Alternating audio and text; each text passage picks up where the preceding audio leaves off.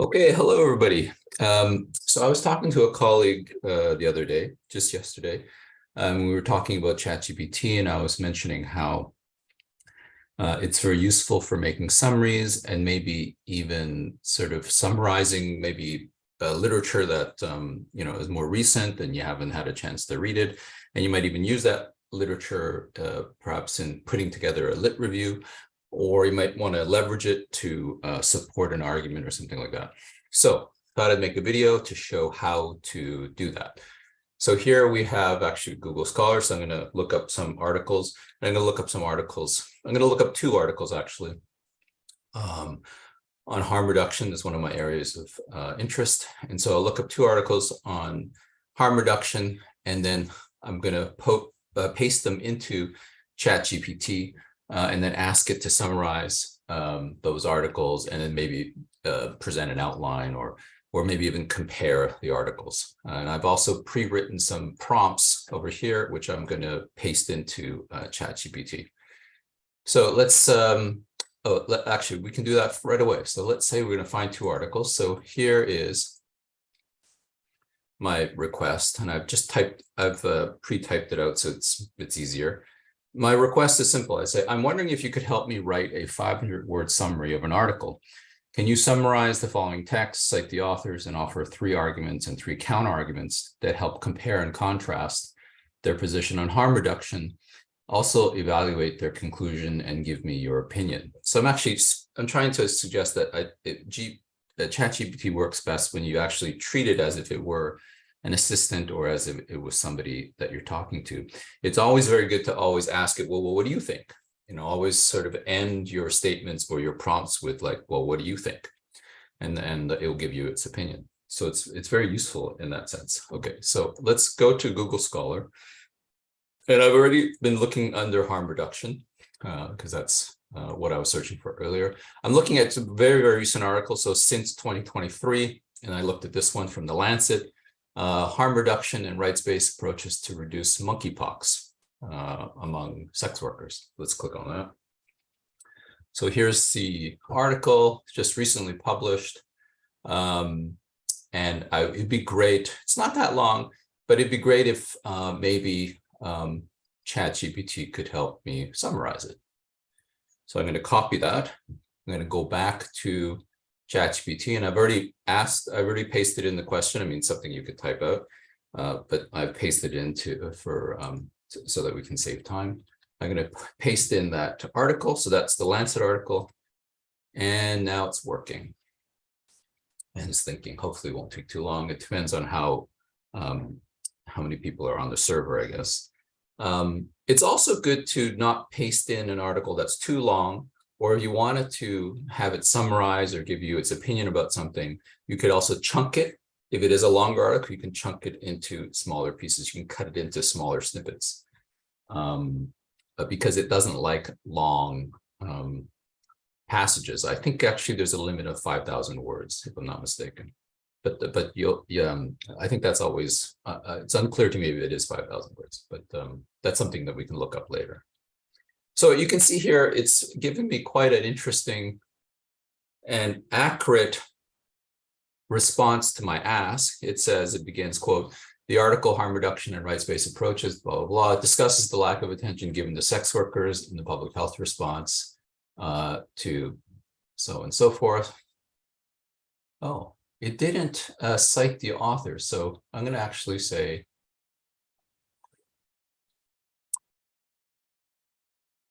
can you please rewrite the summary and cite the authors? There we go, much better. So in harm reduction, rights-based approaches, blah, blah, blah, by Professor Strathty, Crago, Shannon, published book. So that's much better. So actually, that's what I wanted in the ask for the summary. And you can actually see, this is quite interesting. I don't know if it will, but it might write it differently. Yeah, it has written it differently, right? So it's actually, now that in this case, it's only written sort of less than what I asked before because the second prompt, which was much smaller, and I didn't specify how long I wanted the summary. So that's something to pay attention to. Every time you ask it something, it actually seems to not sense your, if you will, what sometimes you're referring to, or the nuance, or that you're actually referring to something that you just talked about. So you have to be very, very deliberate and very specific. Okay, so anyways, the first one is quite good. As you can see, it's the summary, plus I asked it to create 3 arguments and 3 counter arguments, which it says harm reduction is crucial. Direct contact with the virus might spread monkeypox. Sex workers haven't been prioritized. So those are good arguments. Counter arguments, some may argue that priority should be given to those who are at the highest risk of severe illness. Some may argue there's not enough information about how the virus spreads. And then some may argue that the full decriminalization of sex work is not a practical solution. So that's interesting. Anyways, so what we'll do is I'm going to copy that, because I'm going to use that later to ask it to do this more synthetic thing. So I think I have a document open here, and I'm just going to paste that in. Oops, I don't want the dark mode, so I just pasted in as text, and then I'm going to go back to my original question.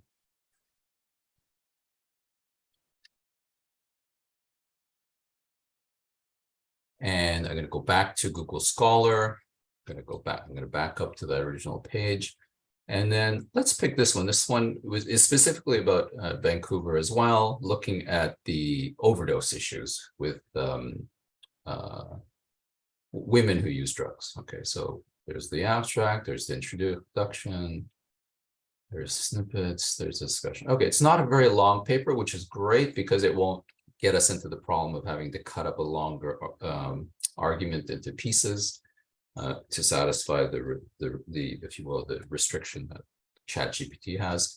So I copied that and I'm going to paste it in here, and then hit enter, let it go. So it's, if I'm not mistaken, it's generating. We've got to go all the way to the bottom. Okay, so so interesting. This time it actually cited the authors. Remember, the first time it didn't cite the authors, even though my request or my prompt was identical, right? So again, this I think shows how it's not an exact listener. It's an attentive listener, but it seems to listen and hear different things depending on when and where you ask. Anyway, so this time it did cite the authors correctly. This is the ghost in the machine. We don't know why it does these things, right? But I think what's important is if you look at the arguments, for instance, that is presenting, harm reduction interventions such as syringe service programs and safe consumption spaces can reduce the risk of overdose amongst women who use drugs, who may have reduced access to these services compared to men. Yeah, these are, I mean, I haven't actually read that article, but I suspect that that is, in fact, one of the arguments that is presented. And then there's counter arguments that they present. It says the conclusion of the study is that interventions that address policing and gendered violence may be effective in reducing overdose risk amongst women who use drugs, who engage in sex work. This is a well-supported conclusion, as the study found that these factors are associated. I mean, this is a very excellent writing.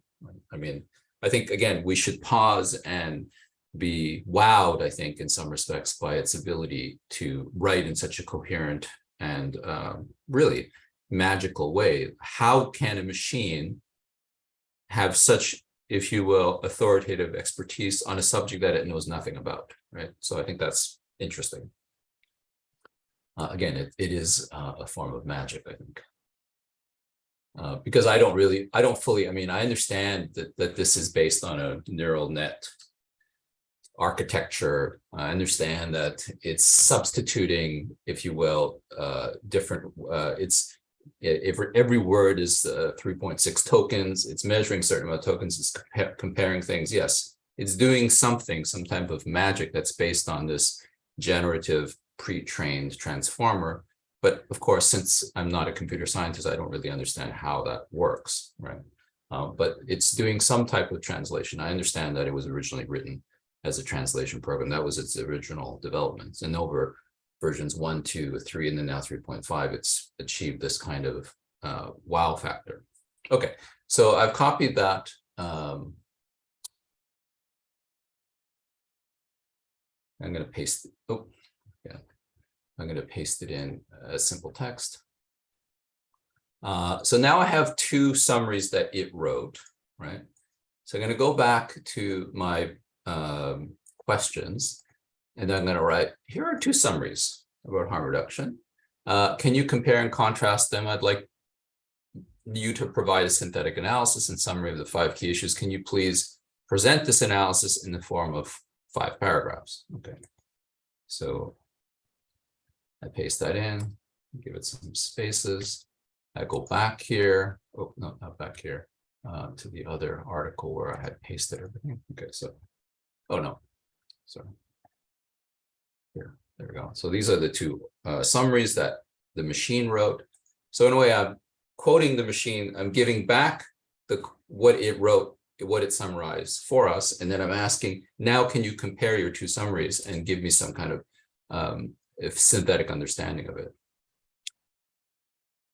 So we go scroll back down to the bottom, it's generating the answer. So there you go. So it's beginning. It's quite instantaneous, as you can see. Again, completely mind-boggling how it can be so fast. The first article, so it's giving us, again, a general summary of the first article, again, which it's already summarized. And then the second article, it's summarizing again.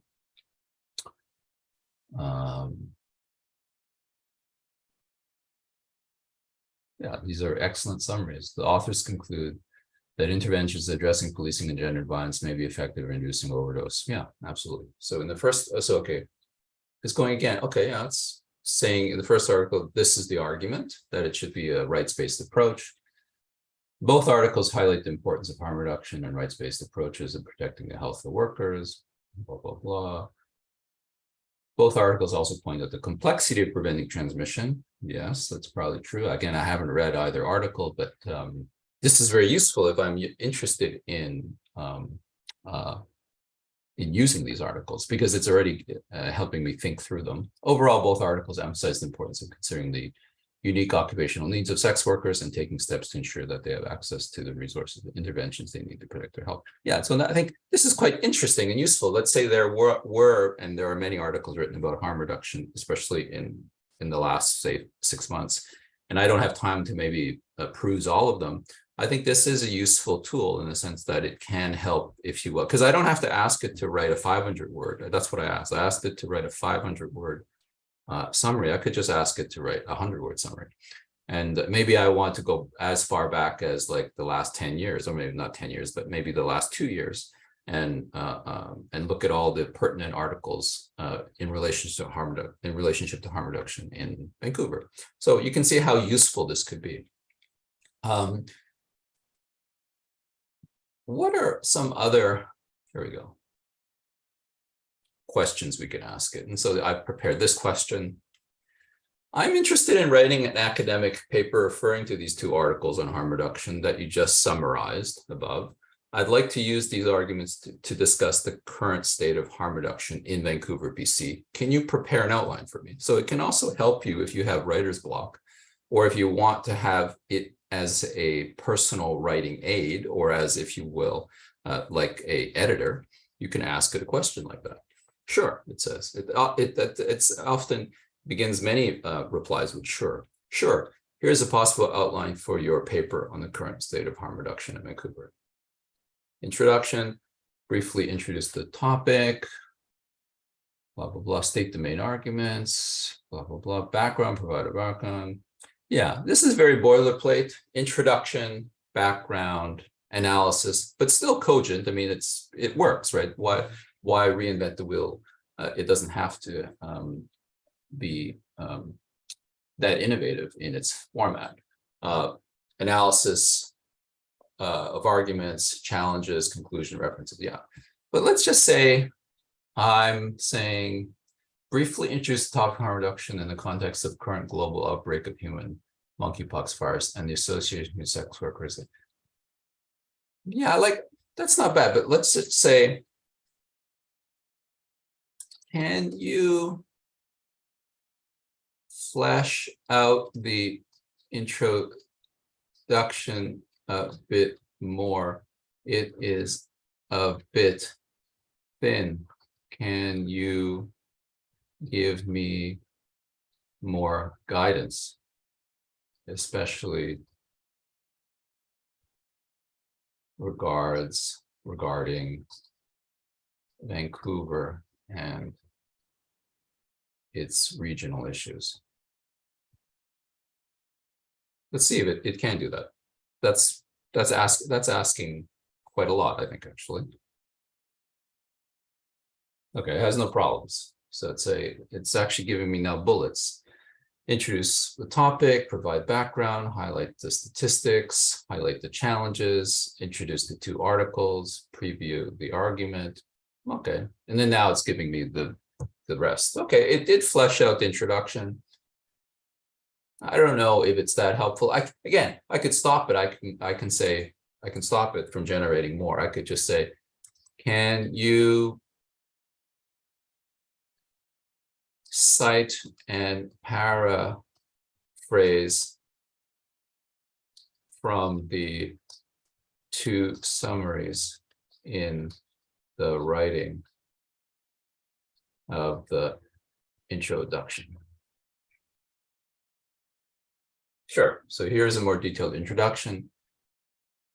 Harm reduction is a public health. Yeah. So there you go. I'm just trying to show that you can always ask more questions. So you can always reiterate. You can always ask, can you please clarify? Can you help me with this? Can you help me with that? Can you think about it from this angle? I need a little bit more help with this. So you can always keep asking. And it's very, very compliant, and it always wants to help you, right? Especially if you're polite. I think that it's a weird thing that if you're polite, it is also polite in its tone in writing back to you, even though, of course, it's not alive.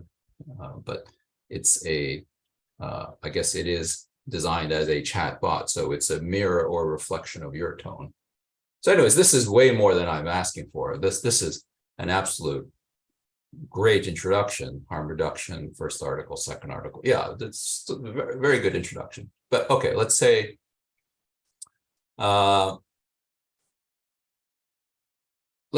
I'm not an academic researcher and I'm not interested in writing a paper, but I'm a fourth-year university student in a course at Kwantlen Polytechnic University, where we're studying harm reduction. In reference to the above articles that you summarized, what are some possible points for discussion that I could offer my class? Can you present 5 bullet points and suggest 2 discussion questions? In addition, can you suggest 2 uncommon or radical perspectives on harm reduction and elaborate? So I'm going to ask it to do that and hit enter. Sure. Here are 5 possible points for discussion based on the 2 articles I summarized. 1, effectiveness. 2, importance of community-based harm reduction. 3, potential for harm reduction in reducing societal cost. Challenges of implementation. And then 5th, a comprehensive approach to overdose prevention, opioid substitution therapy, and needle exchange. Even though we don't, I mean, even the term needle exchange is not used much more today. It's a more antiquated term. So you have to be careful in some of the language it uses. Obviously, read it over. Yeah, and then I asked it, could it suggest some uncommon or radical perspectives for discussion? Number 1, it read, some critics argue that harm reduction is inherently problematic because it doesn't aim to eliminate drug use, blah, blah, blah. Of course, yeah, that's actually not so uncommon or radical. Number 2, another uncommon perspective is the idea of abstinence-based harm reduction, which is a strategy combining harm reduction with abstinence-oriented goals. This approach recognizes the benefits of harm reduction, reducing the negative consequences of drug use, but also emphasizes the importance of helping people basically stop using. Yeah, I don't know if that's so uncommon or radical. So there's, in some respects, an illustration of how it wants to please me, and maybe it's involved in a process of confabulation, and those 2 perspectives it offered me aren't actually that radical or uncommon, but it wants to satisfy what I'm asking it. And it will do its best to look at the existing database that it scraped, like up until 2021, before it was pre-trained and then closed as a, if you will, as this GPT. It refers to some of that information, and then also trying to refer to, if you will, the information that I just presented it, right? Because in some respects, you can see the two articles that I presented it was this small kind of window that it has no access to, right? Because it has no access to outside information. I actually brought it some information, but because it's not a model that remembers anything, it only remembers it in the context of my conversation. It won't remember this for someone else, or even it won't even remember this for me later when I go back. So it has no long-term memory. It has short-term memory in relationship to this chat session. But anyways, I think I've said enough, but I think this does show its ability to summarize, and also for it to be offer some kind of synthetic analysis as well. And then, of course, it's very good at, creating outlines. I could even say, can you now take these suggestions and make a series of PowerPoint slides, ? Let's see. Oh, it can't, but it says it make, oh, here, suggest PowerPoint slides. Oh, here we go. Here's 5 bullet points. Yeah. I'll just stop there. Let's see if it didn't like the language of, I said, make a series of PowerPoint. Suggest some formats for a PowerPoint presentation. Let's go with that.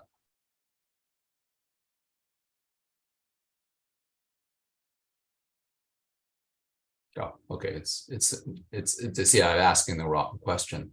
I'm going to say suggest some. It's just telling me again, it's boilerplate PowerPoint in relation to this work on harm reduction. Refer to the summaries that you just provided. Oh, here you go. Yeah, so this is actually what I'm looking for, right? So it's now, again, it's because it's the inaccuracy of the prompt. The prompt is everything. The prompt authoring, or sometimes people refer to it as prompt engineering, that's the most important thing.